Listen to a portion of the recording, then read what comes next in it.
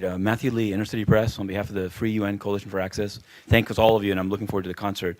I'm sorry, I also want to ask Emmanuel Jal, there are a lot of questions come up in this room about South Sudan. So I wanted to know, one of the things the UN said it would do is to issue a report on cluster bombs, cluster munitions that were used there during this most recent phase.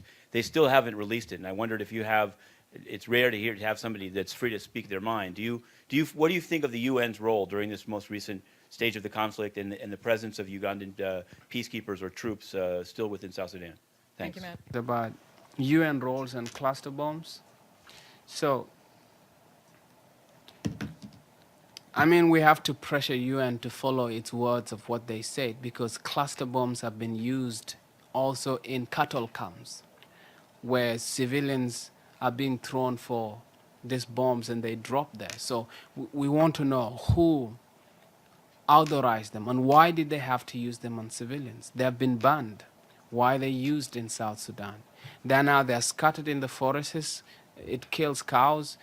I hear other different stories that chemical weapons have been used in other areas where some people go blind and start removing stuff. How can those things be tested?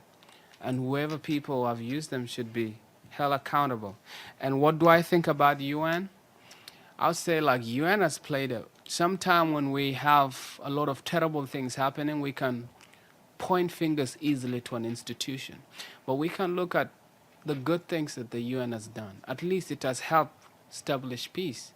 In a way, the institutions that are there in situation where there's starvation, they are the fastest to react to supply people with food. But if we don't understand the politics that's going on within, because they've committed themselves in ending poverty or helping the world become a better place, but it's not going to be them doing it. It has to be everybody. So, and that's why I'm here, because UN thinks I am playing a part and I'm trying to play a part. I have to be everybody playing a part to make our world a better place. But also, if UN is getting lost, we as the people also have a responsibility to start speaking out and tell, hey, you're not doing it right.